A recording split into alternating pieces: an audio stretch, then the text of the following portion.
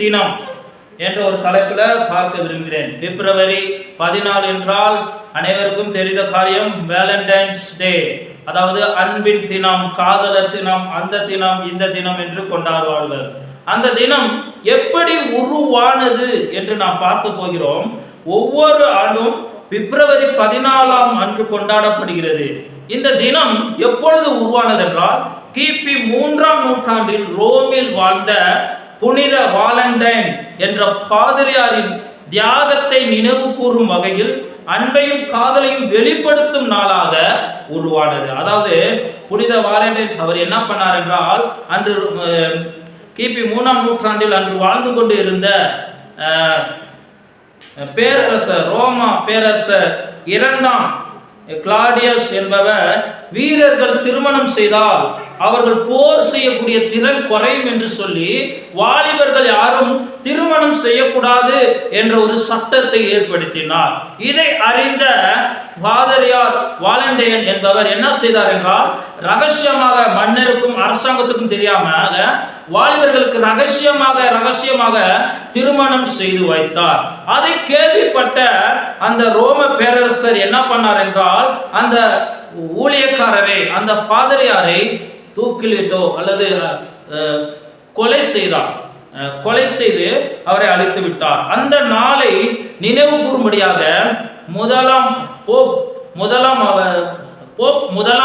ஜெலாசியஸ் 466 இந்த நாளை, அதாவது வேலண்டைன்ஸ் டே, அப்படி என்றால் அந்த மனிதனை தியாகம் செய்த அந்த மனிதனை அந்த அரசாங்கத்துக்கு எதிராகவும் திருமணம் என்பது கடவுளால் நியமிக்கப்பட்டது என்று அறிந்தும் அதை யாரும் தடுக்கக்கூடாது என்பதை ரகசியமாக திருமணம் செய்த வைத்த அந்த நாளை பாதிரியார் புனித வேலண்டைன்ஸ் டே என்று சொல்லி பேரு வைத்தார். அந்த நாள் தான் அன்பின் நாளாகவும், அந்த நாள் கணவன் மனைவிகள் பரிசை பகிர்ந்து கொள்ளக்கூடிய நாளாகவும், இருவரும் அன்பாக இருக்கிற நாளாகவும் இருந்தது.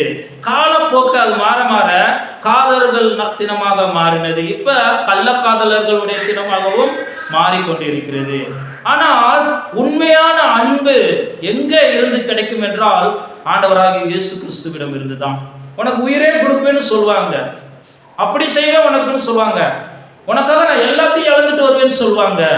ஆனால் ஒருத்தரும் அப்படி செய்ய மாட்டாங்க. அது மாயையின் அன்பாய் இருக்கும். உனக்காக நான் ரத்தமே சிந்துவேன்னு சொல்லுவாங்க.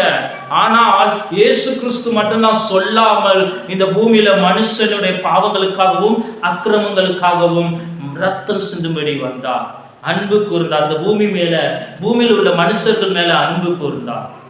இந்த உலகத்தில் உள்ள அன்பை வெறுக்கும்படி செய்து அவர் மேல் ஒரு அன்பை உண்டாக்க வைத்தவர் தான் இயேசுவின் அன்பு. மனிதர்கள் காட்டக்கூடிய அன்பு மாயா இருக்கும்.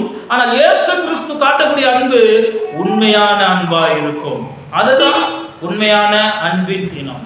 அவரிடம், அந்த அன்பின் தினத்தில் அவரிடம் நன்றி செலுத்தணும். என்ன நன்றி செலுத்த வேண்டும் என்றால், ஆண்டவரே, எனக்காக அன்பு கூர்ந்து, நீர் என் மீது அன்பு கூர்ந்து எனக்காக சிலுவையில பலியானீரே, அதற்கு உமக்கு நன்றி செலுத்துகிறேன் என்று சொல்லி அவரை துதிப்பதும் அவருக்கு நன்றி சொல்வதும் தான் நீ அவர் மேல் வைத்திருக்கிற அன்புக்கு அடையாளம். அல்லேலூயா, அல்லேலூயா.